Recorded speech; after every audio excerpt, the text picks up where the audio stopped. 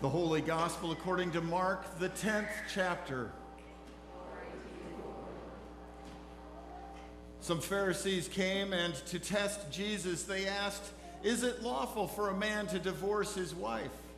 He answered them, What did Moses command you?" They said, "Moses allowed a man to write a certificate of dismissal and to divorce her." But Jesus said to them, "Because of your hardness of heart, he wrote this commandment for you.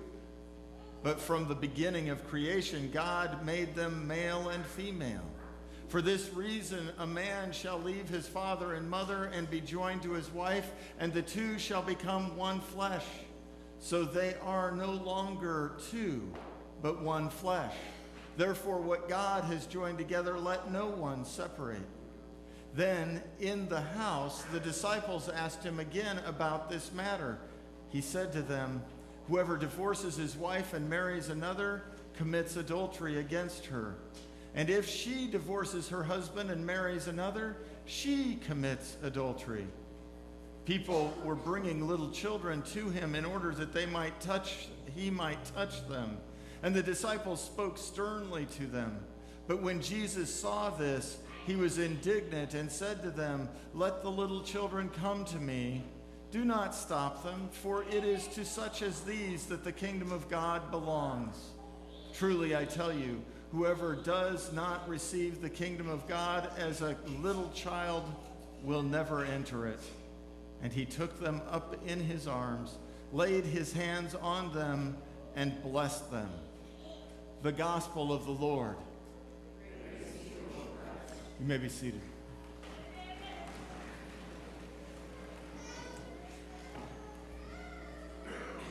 Let's start today by naming some realities.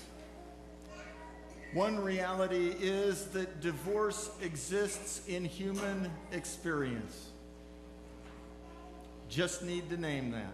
Divorce exists. Divorce has existed in human experience for perhaps as long as there has been marriage. Divorce exists in the laws of Deuteronomy, very early in the body of our scriptures.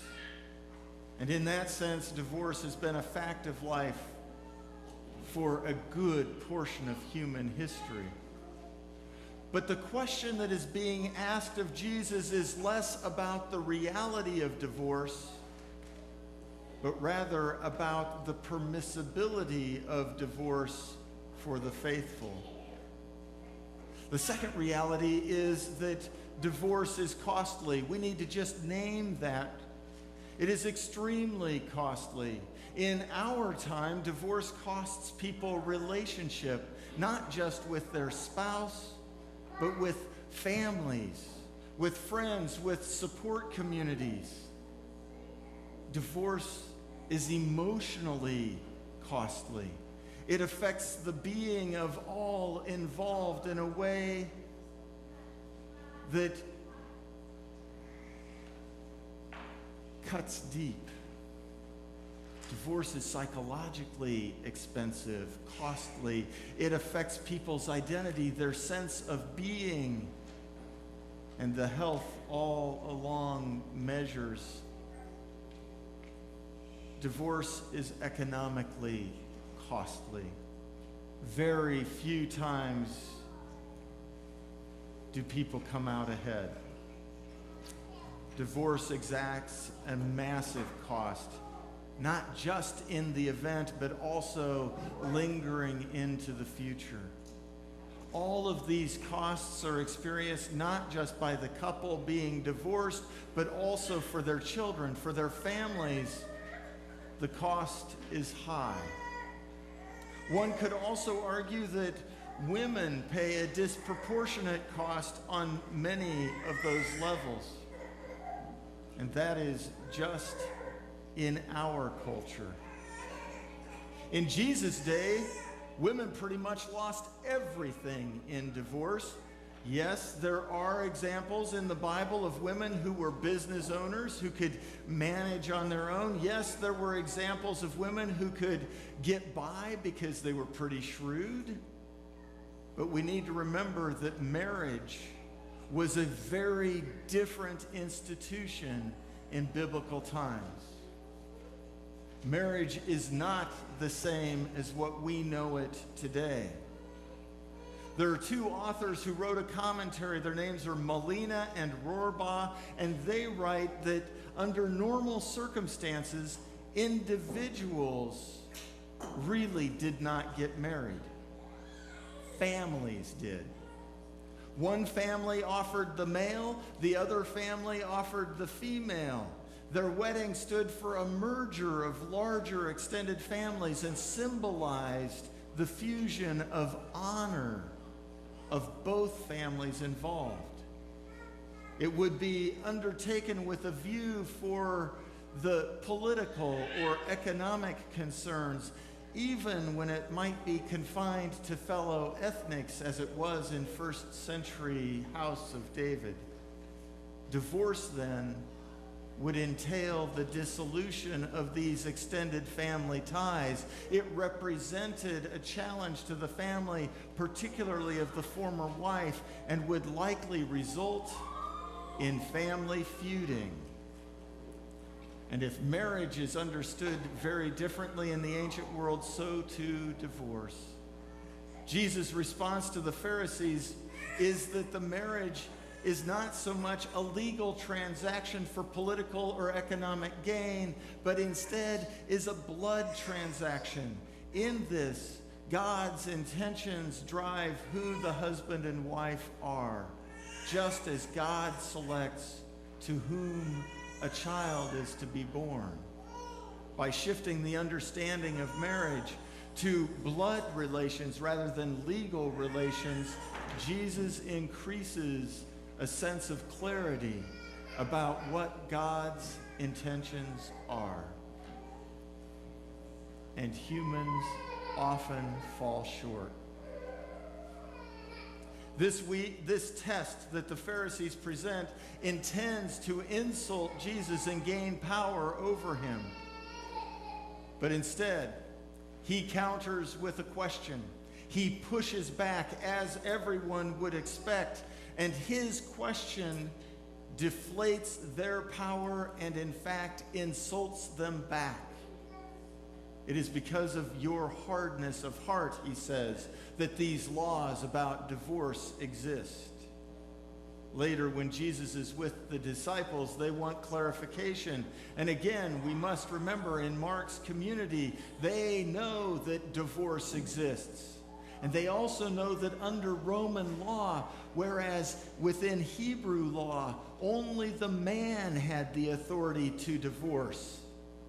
And there was never adultery that was against the woman, because within their understanding, adultery was always an offense against either the man or her father. And so the disciples were aware that within Roman law, there were also women who had the authority to divorce. And so they asked the question. Molina and Rohrbaugh call us to pay close attention. In this telling of the story, divorce is not what is prohibited.